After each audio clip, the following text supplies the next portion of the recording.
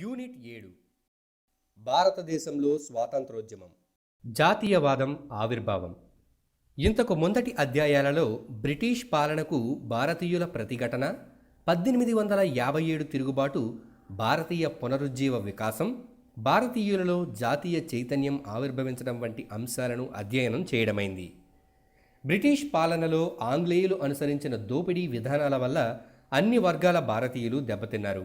ఉమ్మడి శత్రువు దోపిడీకి లోనైన వివిధ వర్గాల భారతీయులలో చైతన్యం పెంపొందడం అనేది జాతీయవాదం ఆవిర్భవించి వృద్ధి చెందడానికి తోడ్పడింది. భారతీయులలో జాతీయ చైతన్యం పెంపొందించడానికి దోహదం చేసిన ప్రధాన అంశాలు: 1. ఆంగ్ల విద్యను ప్రవేశపెట్టడం, 2. పరిపాలనాపరమైన రాజకీయపరమైన ఏకీకరణ, 3. ఆర్థికపరమైన సమిష్టి దోపిడీ, 4. సామాజిక మత సంస్కరణ ఉద్యమాలు, 5. ఆధునిక రవాణా కమ్యూనికేషన్ సాధనాల అభివృద్ధి, 6. భారతీయ వార్తాపత్రికలు వృద్ధి చెందడం, 7. పూర్వపు భారత రాజకీయ సంఘాలు నిర్వహించిన పాత్ర. ఆంగ్ల భాష భారతీయులకు భావ ప్రకటన మాధ్యమంగా పనిచేసింది. ఉమ్మడి శత్రువైన బ్రిటిష్ దోపిడీకి సంబంధించి తమ భావాలను పంచుకోవడానికి ఈ భాష ఉపయోగపడింది. 2. ఆధునిక రవాణా కమ్యూనికేషన్ సాధనాల అభివృద్ధి. దళాలను త్వరగా తరలించడానికి, భారతదేశంలోని తగిన ముడి పదార్థాలు లభించే ప్రాంతాలు, ముడి పదార్థాలను ఓడరేవులకు తీసుకొని పోవటానికి, బ్రిటన్లో తయారైన వస్తువులను భారతదేశంలో మారుమూల ప్రాంతాలకు చేరవేయటానికి భారతదేశంలో బ్రిటిష్ ప్రభుత్వం రైల్వేలను, ఇతర రవాణా కమ్యూనికేషన్ సాధనాలను అభివృద్ధి చేసింది. పూర్వపు రాజకీయ సంఘాలు. 1866లో దాదాబాయ్ నౌరోజీ మొదటి భారత రాజకీయ సంఘాన్ని నిర్వహించాడు. 1870లో జస్టిస్ గోవింద్ రానడేతో పాటు మరికొందరు పూనా సార్వజనిక సభను నిర్వహించారు. 1876లో సురేంద్రనాథ్ బెనర్జీ మరికొందరితో కలిసి ఇండియన్ అసోసియేషన్ ఏర్పాటు చేశారు. 1884లో ఎంవి రాఘవాచారి, జి సుబ్రహ్మణ్య అయ్యర్లు మద్రాసు మహాజన సభ స్థాపించారు. 1885లో ఫెరోజ్ షా మెహతా, తెలంగ్ మొదలగు వారు బొంబాయి ప్రెసిడెన్సీ అసోసియేషన్ను స్థాపించారు. రక్షక కవాట సిద్ధాంతం. విద్యావంతులైన భారతీయుల్లో పెరిగిపోతున్న అసమ్మతికి ఒక రక్షక కవాటాన్ని లేదా సురక్షితమైన అవుట్లెట్ను ఏర్పాటు చేయడం ఓఏ హ్యూమ్ లక్ష్యం. చిన్న స్థాయి రాజకీయ ఉద్యమాన్ని ప్రోత్సహించడం ద్వారా అది ప్రధానమైన భారీ రాజకీయ ఉద్యమ రూపం సంతరించుకోకుండా నివారించవచ్చని ఆయన భావించారు. 3. మితవాదులు, అతివాదులు. భారత స్వాతంత్రోద్యమాన్ని స్థూలంగా 3 దశలుగా విభజించారు. మితవాద జాతీయవాద దశ 1885 నుండి 1905, అతివాద జాతీయవాద దశ 1905 నుండి 1919, గాంధేయ దశ 1919 నుండి 1947.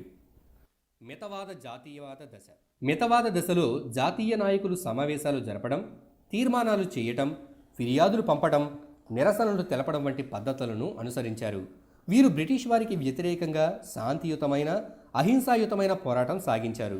వీరు అనుసరించిన మితవాద పద్ధతుల కారణంగానే ఈ దశను భారతీయ జాతీయోద్యమానికి చెందిన మితవాద దశగా పేర్కొనడం జరిగింది. వీరి ప్రధాన డిమాండ్లు: 1. ప్రాతినిధ్య సంస్థలను ఏర్పాటు చేయడం, 2. భారత శాసనసభను రద్దు చేయటం, 3. వయోక్తిక స్వేచ్ఛను మంజూరు చేయటం, 4. విదేశీ సరుకుల మీద దిగుమతి సుంకాలు పెంచడం, 5. సైనిక వ్యయాన్ని తగ్గించడం, 6. కార్యనిర్వాహక వర్గం నుంచి న్యాయ వ్యవస్థను వేరు చేయడం, 7. భూమి శిస్తును తగ్గించడం, 8. భారతీయ పరిశ్రమలకు ఆర్థిక సహాయం అందించడం. అతివాద జాతీయవాద దశ 1905 నుండి 1919. భారతదేశంలోని జాతీయోద్యమ కాలంలో అతివాద రాజకీయాలు ప్రబలడానికి అనేక కారణాలు దోహదం చేశాయి. అవి: 1.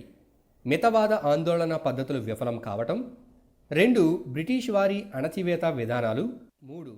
ప్రజలు పాల్గొనవలసిన ఆవశ్యకత, 4. భారతీయులలో పెరిగిన ఆత్మగౌరవం, 5. 1905 రష్యా జపాన్ యుద్ధం, 6. ఇటలీకి ఇథియోపియాకు మధ్య యుద్ధం, 7. ఐర్లాండ్, ఈజిప్ట్, టర్కీ, చైనాలలో విప్లవోద్యమాలు, 8. 1905లో లార్డ్ కర్జన్ బెంగాల్ను విభజించడం. 1909 చట్ట రూపంలో వచ్చిన మింటో మార్లే సంస్కరణలు అతివాదులు సాధించిన ఘన విజయమే. జాతీయోద్యమ అతివాద దశకు చెందిన కార్యకలాపాలలో వందే మాతర ఉద్యమం, స్వదేశీ బహిష్కరణ ఉద్యమాలు ప్రధానమైనవి. 4. వందే మాతర ఉద్యమం. 1905లో లార్డ్ కర్జన్ బెంగాల్ను విభజించినందుకు ప్రతిస్పందనగా వందే మాతర ఉద్యమాన్ని ప్రారంభించడమైనది. ఈ ఉద్యమంలోనే భాగంగా స్వదేశీ బహిష్కరణ ఉద్యమాలను కూడా నిర్వహించడమైనది. లార్డ్ కర్జన్ 1905 జూలై 20న బెంగాల్ ప్రావిన్సును 2 భాగాలుగా విభజిస్తూ ఉత్తర్వు జారీ చేశాడు. ఈ విభజనలో తూర్పు బెంగాల్, అస్సాంలు ఒక ప్రావిన్సుగాను, మిగిలిన బెంగాల్ను అంటే బీహార్, ఒరిస్సాలను మరొక ప్రావిన్స్గాను చేయడమైనది. కానీ అసలు ఉద్దేశం మాత్రం బెంగాల్లో ఎగిసిపడుతున్న జాతీయవాదాన్ని అణచడమే. 1905 ఆగస్టు 7న విభజనకు వ్యతిరేక ఉద్యమాన్ని ప్రారంభించడమైంది. విభజన వ్యతిరేక ఉద్యమంలో జాతీయవాదులు వందే మాతరం నినాదాన్ని లేవదీశారు. ఈ నినాదం వాస్తవానికి బకిం చంద్ర చటర్జీ రాసిన మదర్లాండ్లోని ఒక గేయం. స్వదేశీ బహిష్కరణ ఉద్యమాలలో పాఠశాలల్లోని, కళాశాలల్లోని విద్యార్థులు చురుగ్గా పాల్గొన్నారు. విద్యార్థులను అణచడానికి ప్రభుత్వం అనేక ప్రయత్నాలు చేసింది. 1907లో లజపతి రాయ్, అజిత్ సింగులను దేశం నుంచి బహిష్కరించడమైనది. ప్రభుత్వం తిలక్ను నిర్బంధించి 6 సంవత్సరాల కఠిన కారాగారవాస శిక్ష విధించింది. మద్రాసులో చిదంబరం పిళ్ళేని, ఆంధ్రలో గాడిచెర్ల హరి సర్వోత్తమరావును జైల్లో ఉంచింది. తిలక్ లాంటి ముఖ్యమైన నాయకులు అరెస్టు కావడంతో బిపిన్ చంద్రపాల్, అరవింద ఘోష్ లాంటి వారు ఉద్యమం నుంచి విరమించుకోవడం వల్ల కూడా అతివాద ఉద్యమం ఎక్కువ కాలం కొనసాగలేకపోయింది. దీనికి తోడు బ్రిటిష్ వారు అనుసరిస్తున్న దమననీతి చర్యలకు ప్రజలు తట్టుకోలేకపోయారు. ఆ విధంగా అతివాద ఉద్యమం అణగిపోయింది. విప్లవాత్మక ఉగ్రవాదం. ప్రభుత్వపరమైన దమననీతి, రాజకీయ పోరాట వైఫల్యం కారణంగా ఏర్పడిన నిరాశ ఫలితంగా విప్లవాత్మకమైన ఉగ్రవాదం తలెత్తింది. అధికారుల నిరంకుశ ధోరణి పట్ల బెంగాల్ యువత ఆగ్రహం వ్యక్తం చేసింది. విదేశీ పాలన పట్ల విపరీతమైన ద్వేషం పెంచుకుంది. రష్యాలో విధ్వంసవాదులు అనుసరించిన పద్ధతులనే అనుసరించాలని వీరు నిర్ణయించుకున్నారు. వీరు ప్రజాదరణ కోల్పోయిన బ్రిటిష్ అధికారులను హత్య చేయడం ప్రారంభించారు. 6. హోమ్ రూల్ ఉద్యమం. భారతీయులు స్వీయ ప్రయత్నాలలో భాగంగా బ్రిటిష్ వారికి మద్దతు ఇచ్చినప్పటికీ కొంతమంది భారతీయులు యుద్ధం తరువాత ఆంగ్లేయులు మాట నిలుపుకోవడం పట్ల సందేహంగానే ఉన్నారు. కాబట్టి యుద్ధం జరుగుతూ ఉండగానే స్వపరిపాలన కోసం డిమాండ్ చేస్తూ ఆందోళన ప్రారంభించారు. మహారాష్ట్ర, కేంద్ర ప్రావిన్సులలో తిలక్ తన హోమ్ రూల్ కార్యకలాపాలను నిర్వహించారు. హోమ్ రూల్ లీగ్లు చేపట్టిన పనుల్లో ప్రజల్లో రాజకీయ అవగాహనను పెంచడం, రాజకీయాల మీద విద్యార్థులకు తరగతులు నిర్వహించడం, కరపత్రాలు ముద్రించి పంపడం, నిధులు సేకరించడం వంటివి ముఖ్యమైనవి. చాలామంది మితవాద జాతీయ నాయకులు హోమ్ రూల్ ఆందోళనలో చేరారు. హోమ్ రూల్ ఉద్యమానికి ప్రజాదరణ పెరగడం ప్రభుత్వానికి సహించరానిదయ్యింది. ఎగసిపడుతున్న జాతీయవాదానికి బ్రిటిష్ ప్రతిస్పందనలు. 20వ శతాబ్దం 2వ దశాబ్దం చివరికి ప్రభుత్వం 2 ప్రధానమైన రాజకీయ పార్టీల సమైక్య డిమాండ్తో ఘర్షణ పడవలసి వచ్చింది. పైగా హోమ్ రూల్ లీగ్ ఆందోళనను ఎదుర్కోవాల్సి వచ్చింది. జాతీయ ఆందోళనను అణచడానికి బ్రిటిష్ ప్రధానంగా దమన నీతి మీద ఆధారపడింది. ప్రభుత్వం చేపట్టిన సంస్కరణలకు భారతీయ ప్రతిస్పందన. 1918 ఆగస్టులో కాంగ్రెస్ బొంబాయిలో ప్రత్యేకంగా సమావేశమైంది. ప్రకటించిన రాయితీలు నిరాశాపూర్వకమైనవిగాను, అసంతృప్తికరంగానూ ఉన్నాయని ఖండించింది. స్వపరిపాలన కంటే తక్కువైనదేదీ అవసరం లేదని డిమాండ్ చేసింది. 7. మహాత్మా గాంధీ భారత జాతీయ ఉద్యమం. మహాత్మా గాంధీ గుజరాత్లోని పోరుబందర్లో 1869 అక్టోబర్ 2న జన్మించారు. ఈయన ఇంగ్లాండులో న్యాయశాస్త్రం చదువుకున్నారు. ప్రాక్టీస్ నిమిత్తం దక్షిణాఫ్రికాకు వెళ్ళాడు. క్రీస్తు శకం 1893, 1914 మధ్యకాలంలో గాంధీజీ దక్షిణాఫ్రికాలో జాతి అహంకారులకు వ్యతిరేకంగా సాహసోపేతంగా పోరాడటంలో మునిగిపోయాడు. 2 దశాబ్దాల పాటు సాగిన ఈ సుదీర్ఘ పోరాట కాలంలో ఆయన సత్యాహింసల మీద ఆధారపడ్డ సత్యాగ్రహం అనే విధానాన్ని రూపొందించాడు. గాంధీజీ 46 సంవత్సరాల వయసులో 1915లో భారతదేశానికి తిరిగి వచ్చాడు. ఈయన మొదట తన కార్యరంగాన్ని నిర్ణయించుకోవడానికి ముందు భారతదేశంలో పరిస్థితులను అధ్యయనం చేయాలని నిర్ణయించుకున్నాడు. 1916లో ఈయన అహ్మదాబాదులో సబర్మతి ఆశ్రమాన్ని స్థాపించాడు. సత్య, అహింస భావాలను అనుసరించే విధానాన్ని బోధించాడు. ఇతర జాతీయవాదులు సంస్కరణల కోసం చర్చలు సాగిస్తుండగా గాంధీజీ బీహార్లోని చంపాపారన్ రైతుల సమస్యల పరిష్కారానికి కృషి చేశాడు. చంపారన్ సత్యాగ్రహం. చంపారన్లోని రైతులు తీన్ కతియా అనే పద్ధతికి కట్టుబడి ఉండేవారు. ఈ పద్ధతిలో రైతులు తమ భూములలో నీలి పంటను పెంచి బ్రిటిష్ తోటల యజమానులు నిర్ణయించిన ధరకు వారికే అమ్మవలసి వస్తుండేది. దక్షిణాఫ్రికాలో గాంధీ ఉద్యమాలను గురించి విన్న చాలామంది చంపారన్ రైతులు తమను కాపాడమని ఆయనను చంపారన్కు ఆహ్వానించారు. గాంధీజీ చంపారన్కు వెళ్లి ఆ రైతుల ఇబ్బందులను సశాస్త్రీయంగా పరిశీలించారు. గాంధీ గుజరాత్లోని ఖైరా జిల్లాలో కూడా ఇలాంటి ఫలితాలే సాధించారు. పంటలు పండకపోయినప్పటికీ పన్నులు చెల్లించమని రైతులను వేధిస్తున్న రెవెన్యూ అధికారుల మీద ఈయన ఇక్కడ 1918లో సత్యాగ్రహం ప్రారంభించారు. ప్రభుత్వం దిగివచ్చింది. 1918లోనే అహ్మదాబాద్ మిల్లులో పనివారు వేతనాల పెంపు కోసం సమ్మె చేయగా గాంధీ సత్యాగ్రహం చేపట్టి మిల్లు యజమానులను అంగీకరింపజేసి కార్మికుల వేతనాలలో 35% పెరుగుదలను సాధించారు. రౌలత్ చట్టానికి వ్యతిరేకంగా సత్యాగ్రహం. స్థానిక ప్రాంతాలలో చేసిన సత్యాగ్రహ ప్రయోగాలలో విజయం సాధించిన తరువాత గాంధీజీ తన దృష్టిని జాతీయ స్థాయి ప్రయోగాల మీదకి మళ్లించాడు. ఇతర నాయకుల మాదిరిగానే గాంధీజీ కూడా 1919 ఫిబ్రవరిలో ఆమోదించిన రౌలత్ చట్టం పట్ల ఆగ్రహం వ్యక్తం చేశాడు. ఆయన ఒక సత్యాగ్రహ సభను స్థాపించాడు. రౌలత్ చట్టాన్ని ఉల్లంఘించి ఆ విధంగా స్వచ్ఛందంగా అరెస్ట్ అయ్యి జైలుకెళ్లవలసిందని దాని సభ్యులను కోరాడు. 1919 ఏప్రిల్ 6న దేశం మొత్తం మీద సాధారణ హర్తాళ్లకు పిలుపునివ్వడం జరిగింది. జలియన్ వాలాబాగ్ 1919. పంజాబ్లో డాక్టర్ సత్యపాల్, డాక్టర్ సైఫుద్దీన్ కిచ్లు అనే ఇద్దరు ప్రముఖ నాయకులను అరెస్టు చేయమని ప్రభుత్వం ఆదేశాలు జారీ చేసింది. దీంతో అమృత్సర్లోని ప్రజానీకం మండిపడింది. ప్రజా సముదాయం మీద పోలీసులు కాల్పులు జరిపారు. ఆ మరుసటి రోజే అంటే 1919 ఏప్రిల్ 13న బ్రిటిష్ వారి పట్ల నిరసన తెలపడానికి అమృత్సర్లోని జలియన్ వాలాబాగ్లో అధిక సంఖ్యలో ప్రజలు సమావేశమయ్యారు. జలియన్ వాలాబాగ్ అనేది విశాలమైన బహిరంగ స్థలం ఉన్న ఒక తోట మైదానం. దీని 3 వైపులా మూసేసి ఉంటారు. దీనికి ఒకే వైపు ద్వారం ఉంటుంది. అప్పటి సైనిక కమాండర్ అయిన జనరల్ డి డయ్యర్ అమృత్సర్ ప్రజల బేతావహుల్ని చేసి పూర్తిగా లొంగదీసుకోవాలని నిర్ణయించుకున్నాడు. ఈ కాల్పుల్లో దాదాపు 1000 మంది మరణించారు. కొన్ని వేల మంది గాయపడ్డారు. ఈ మారణకాండ తరువాత పంజాబ్ అంతటా సైనిక శాసనం విధించడమైనది. ప్రజలు అత్యంత అనాగరికమైన అత్యాచారాలకు లోనయ్యారు. 8.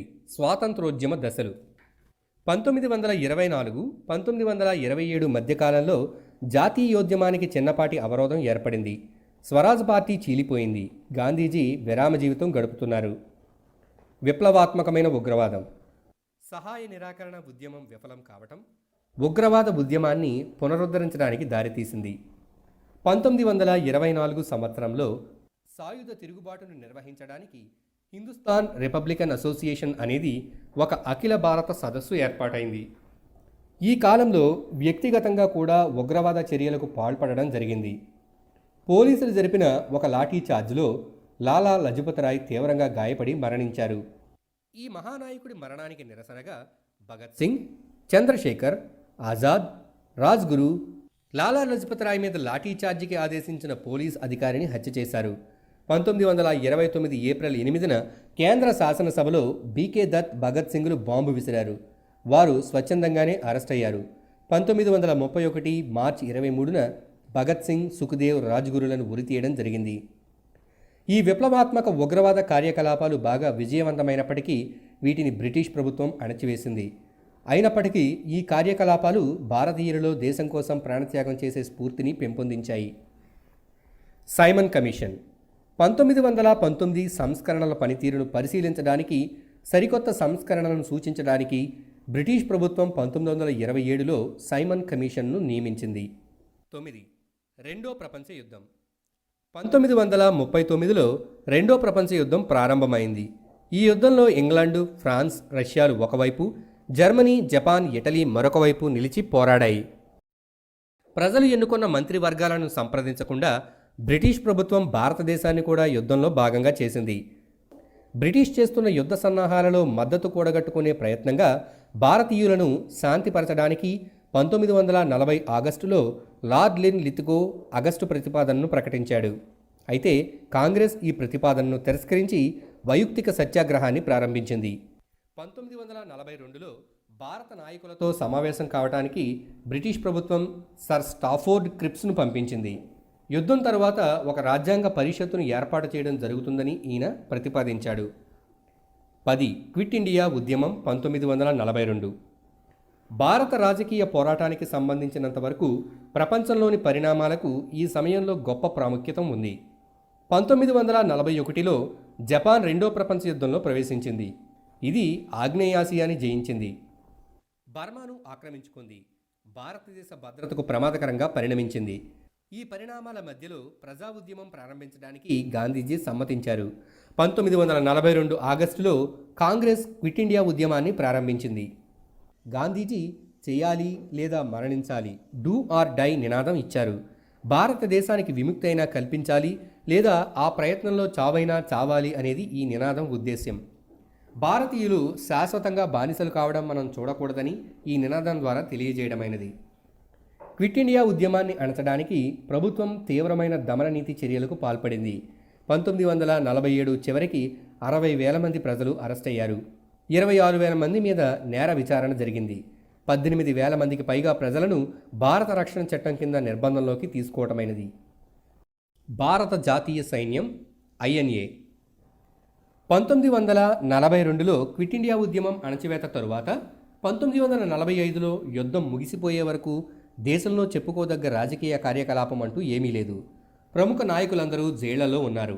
ఈ క్రియారహిత సంవత్సరాలలో ఒక కార్యకలాపం అత్యంత ప్రముఖమైనదిగా నిలిచింది. అదే సుభాష్ చంద్రబోస్కు చెందిన భారతీయ జాతీయ సైన్యం చేసిన కృషి. వాస్తవానికి భారత జాతీయ సైన్యాన్ని ఏర్పాటు చేయాలని బ్రిటిష్ ఇండియన్ సైన్యంలో భారతీయ అధికారిగా పనిచేసిన మోహన్ సింగ్ అభిప్రాయపడ్డారు. భారతీయ యుద్ధ ఖైదీలను మోహన్ సింగ్కు అప్పగించడమైనది. ఈయన వారిని భారతీయ సైన్యంలో చేర్చుకోవడానికి ప్రయత్నించాడు. దాదాపు 40,000 మంది ఐఎన్ఏలో చేరడానికి సుముఖత వ్యక్తం చేశారు. క్విట్ ఇండియా ఉద్యమం ప్రారంభం కావటం ఐఎన్ఏకి మంచి ఊపిచ్చింది. బోస్ నాయకత్వంలో భారత జాతీయ సైన్యం జపాన్ సైన్యంతో చేరి భారతదేశం దిశగా రావడం ప్రారంభించింది. జపాన్ ఓటమి పాలవడంతో ఐఎన్ఏ పథకాలు విఫలమయ్యాయి. టోక్యోకు పోతూ బోస్ విమాన ప్రమాదంలో మరణించాడని విశ్వసించడమైనది. లక్ష్య సాధనలో ఐఎన్ఏ విఫలమైనప్పటికీ స్వదేశంలో దిగజారిపోతున్న జాతీయవాదుల స్ఫూర్తిని తిరిగి నిలబెట్టడంలో విజయవంతమైంది. తరువాత ఐఎన్ఏ అధికారులను ఢిల్లీ ఎర్రకోటలో విచారించి దోషులుగా నిర్ధారించడమైనది. అయితే అది ఉద్రేకపూరితంగా ఉన్న ప్రజాభిప్రాయాన్ని గమనించిన ప్రభుత్వం చివరికి ఐఎన్ఏ అధికారులకు విధించిన శిక్షలను సస్పెండ్ చేసి వారిని విడుదల చేసింది. 11. మౌంట్ బాటన్ ప్రణాళిక. ముస్లిం లీగ్కు కాంగ్రెస్కు మధ్య విభేదాలు తలెత్తాయి. ముస్లిం లీగ్ ప్రత్యేక పాకిస్తాన్ కోసం పట్టుబట్టింది. పాకిస్తాన్ సాధన కోసం 1946 ఆగస్టు 16వ తేదీన ప్రత్యక్ష చర్యాదినంగా నిర్ణయించింది. అనేక చోట్ల మతపరమైన దాడులు చెలరేగాయి. ఈ సమయంలో వైస్రాయ్గా లార్డ్ మౌంట్ బాటన్ భారతదేశానికి వచ్చాడు. ఈయన 1947 జూన్లో తన ప్రణాళికను రూపొందించాడు. భారత స్వాతంత్ర చట్టాన్ని ఆమోదించడమైనది. భారత పాకిస్తాన్ దేశాలు 1947 ఆగస్టు 15న స్వతంత్ర దేశాలుగా రూపొందాయి. భారతదేశ స్వాతంత్రం కోసం తన జీవితాన్ని అంకితం చేసి గాంధీజీ 1948లో అమరుడయ్యాడు. భారతదేశం 1950లో గణతంత్రంగా రూపొందింది. 12. స్వదేశీ సంస్థానాల విలీనం. బ్రిటిషు ప్రభుత్వం భారతదేశానికి స్వాతంత్రం ప్రకటించినప్పుడు అది పాకిస్తాన్తో పాటు భారతదేశంలోని మరో 500 రాజ్యాలకు స్వాతంత్రం ప్రకటించింది. ఈ స్వదేశీ సంస్థానాలు బ్రిటిష్ ఇండియా అధినివేశ రాజ్యానికి వెలుపల ఉన్నాయి. తమ భావి కార్యక్రమం గురించి నిర్ణయం తీసుకునే అధికారాన్ని ఈ స్వదేశీ సంస్థానాలకు ఇవ్వడమైనది. కాశ్మీర్, హైదరాబాద్, జునాగఢ్లు తప్ప మిగిలిన సంస్థానాలన్నీ భారత యూనియన్లో చేరడానికి అంగీకరించాయి.